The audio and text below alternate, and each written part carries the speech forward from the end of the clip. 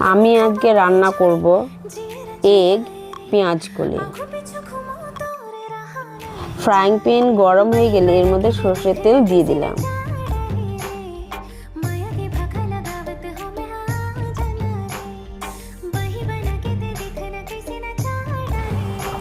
কেটে রাখা পেঁয়াজ কলি এর মধ্যে দিয়ে দিলাম।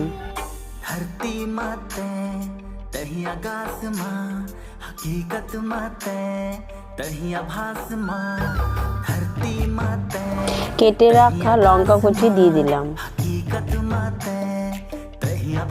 কেটে রাখা টমেটো কুচি দিয়ে দিলাম।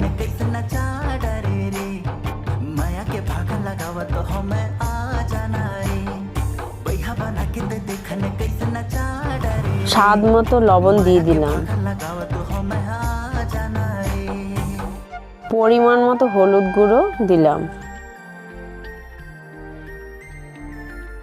পেঁয়াজ কলিগুলোকে ভালোভাবে ভেজে নেব। ভাজা হয়ে গেলে এর মধ্যে ডিম দিয়ে দিলাম।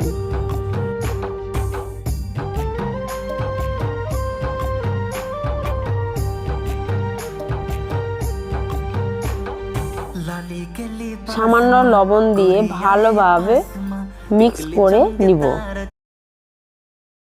ডিম আর পেঁয়াজ কলি ভালোভাবে ভাজা হয়ে গেলে এর মধ্যে soya sauce, tomato sauce, chilli sauce দিয়ে দিলাম।